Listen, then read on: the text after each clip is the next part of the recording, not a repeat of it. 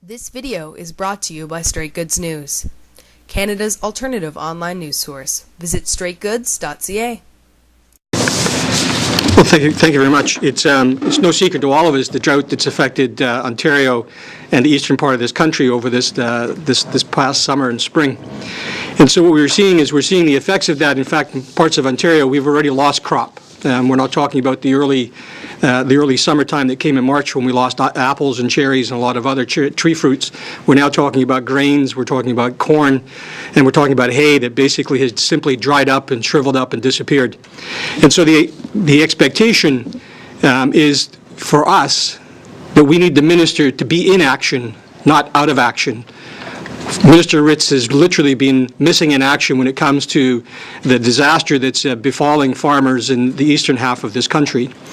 And that's what they're telling us. They're saying the only things we hear from this minister is him talking about cutting business risk management programs in secret meetings with provincial ministers, not addressing what they see, and some farmers are actually feeling the effects of a disaster. If you look in some areas of southwestern Ontario, the crops are literally burned off the land. They are no longer there. The impact for that in a go-forward situation will be food prices will be increasing for consumers this fall into next year. Livestock producers across the eastern half of the country will see food prices go up there as well for meat because of the cost of food stock for that livestock. Basically, what we'll see is because of the price of hay has gone from $30 to $40 a round bale to over $100. They won't be able to feed livestock going into the winter, which means they may indeed end up culling the herd. If they cull the herd, then we'll see prices skyrocket as we head forward. So clearly, this is a huge issue for Ontario and eastern part of Canada, and we need the minister to be on the ground and talking to farmers now about what the imperiled risks they're facing with this drought. For many, the rains have come too late. There is no $1 million rain on the horizon for them. It is too late. For some areas, perhaps we will see $1 million rain if we're lucky. But so far, the Weather Canada is talking about a continued prolonged period of heat with little rain. And so we're really in a desperate situation, and the minister needs to respond, and he needs to respond immediately. To answer the second question first, there are many in Ontario who already put up their hand and said, yes, we need help because their crops are gone. When it comes to disaster relief, obviously there has to be a disaster. For some, it already has occurred. For others, it becomes the end of the crop year to see what they have left off. We don't know at this point.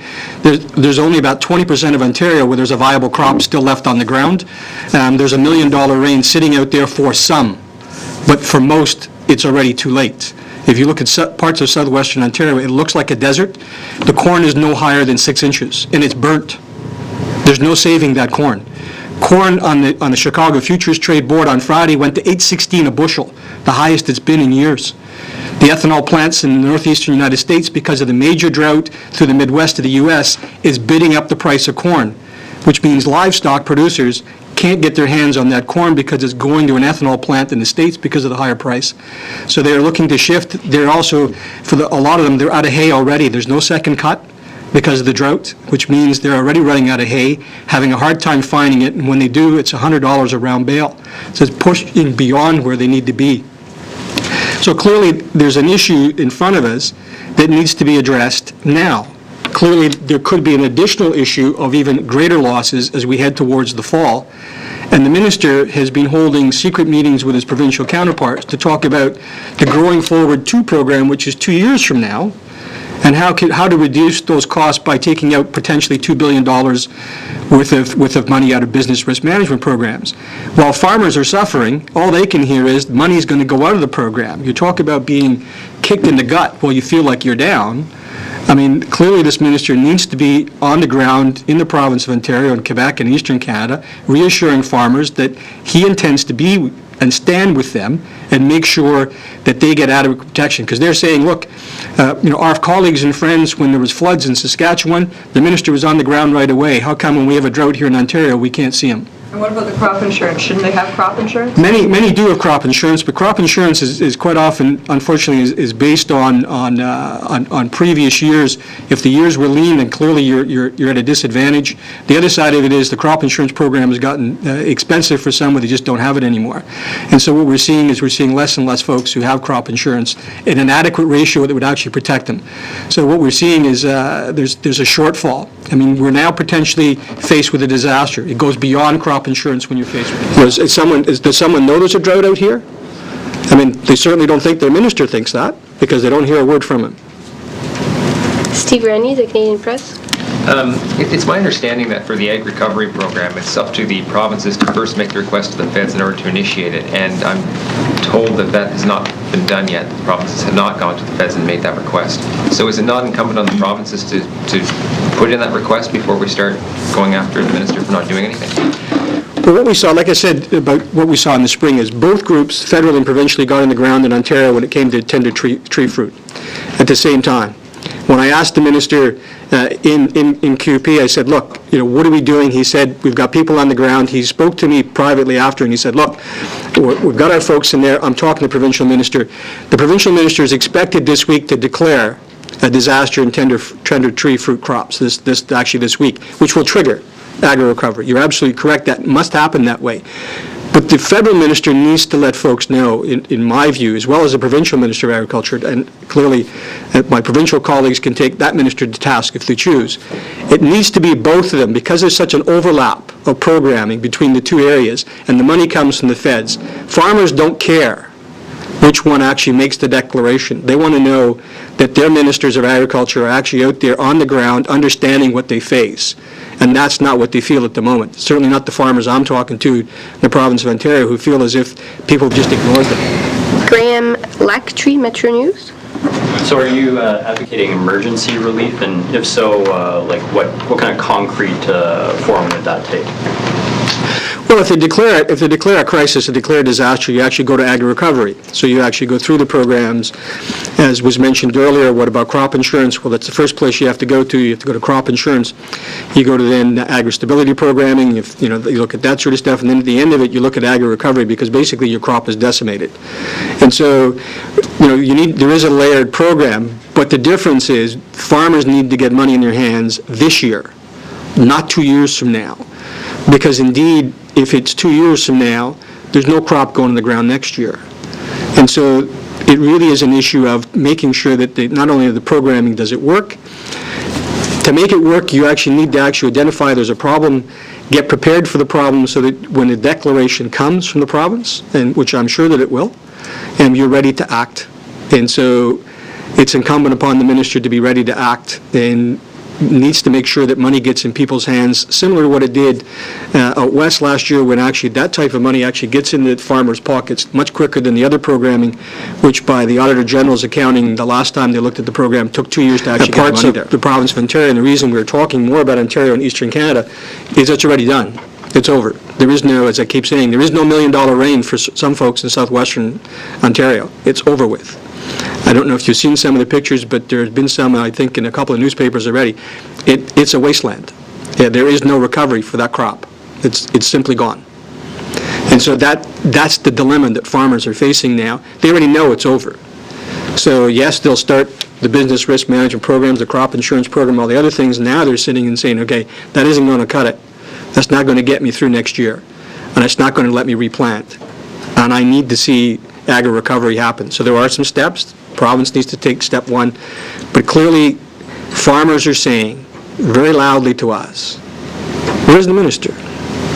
Why isn't he just, where's that reassuring voice saying, yeah, I see what's happening, I understand what's happening, my people are looking at what's happening, I'm there, we're following it.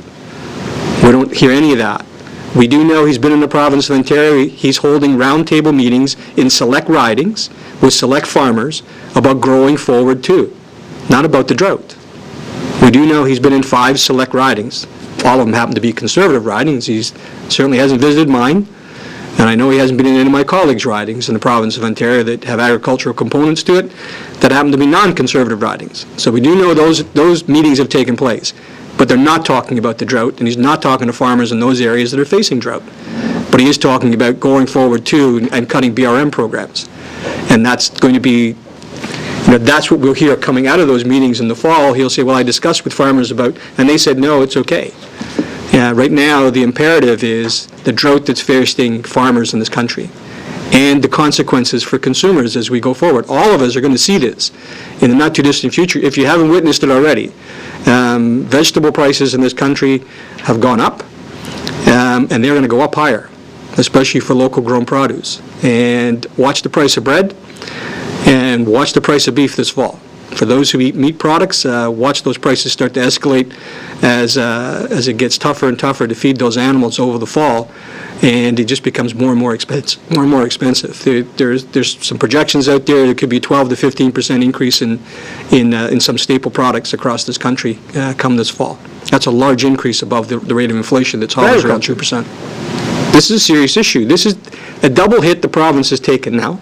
The first was in the spring, when basically the only two real tender fruits that are left in Niagara and across this province are grapes and peaches.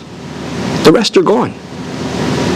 They're basically gone. Plums, nectarines, apples, all gone. 80% of them are gone this year. So when you go to buy that product, you're going to be buying a foreign product, and B, you're going to be paying more for it. And so it took them a long time to react to that. Like I say, it looks like they're just going to make those announcements now. And yet they know those tree fruits are gone. They bud out, they burnt off with the frost. That's it. You don't wait for the next piece and say, oh, I wonder if that tree will get apples. There's no blossom on it to get pollinated. There will be no apple on the tree. So you don't have to wait until September and say, well, there's no harvest. There's no apples on those trees. Come down to Niagara and take a look. People should come to Niagara and look at tender tree fruits. There isn't any on the trees. All gone. The same up in Simcoe County. The apples, the same thing. 80% of the apples are gone in Simcoe County in Ontario. 80%. So when you go looking for apples come fall time, for those who love Ontario-grown apples, good luck trying to find them.